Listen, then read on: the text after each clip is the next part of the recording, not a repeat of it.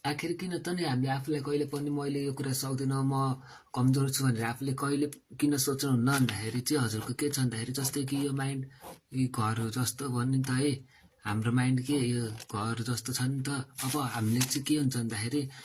यिनीहरू चाहिँ स्टोरेजहरू हो कि साथीहरू, यो हाम्रो माइन्डको स्टोरी हामीले याद गर्ने कुराहरू हो कि यो चाहिँ है। अब जस्तै कि हजुरले सक्दिनँ, मैले सक्दिनँ भनेपछि हजुरको यति भाग गयो, अर्कोचोटि नि मैले सक्दिनँ भन्दाखेरि यति भाग, मैले सक्दिनँ अर्कोचोटि नि यति भाग, मैले सक्दिनँ अर्कोचोटि यति भाग, अर्कोचोटि यति भाग, अर्कोचोटि यति भाग। एकैचोटि भन्दाखेरि चाहिँ साथीहरू यो धेरै अर्कोचोटि भएको हो, तर खासमा भन्नेदेखि त यो सब हुनको लागि त प्रोसेस कस्तो छ भन्दाखेरि 1 वर्ष 2 वर्ष 10 वर्ष 15 वर्ष 20 वर्ष 25 वर्ष 30 वर्ष हजुरको यति यति समयमा त हामीले त कतिचोटि मैले सक्दिनँ, म कमजोर छु यताउता सोचिन्छ होला नि त होइन, केही केही कुरामा सिचुएसन यताउता गर्दाखेरि हो कि होइन त। अनि बिस्तारै बिस्तारै बिस्तारै यो सब हजुरको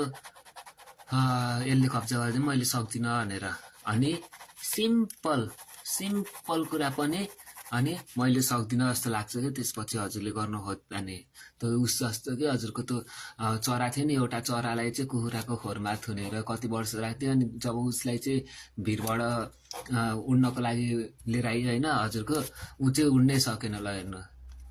त्यस्तै खालके के।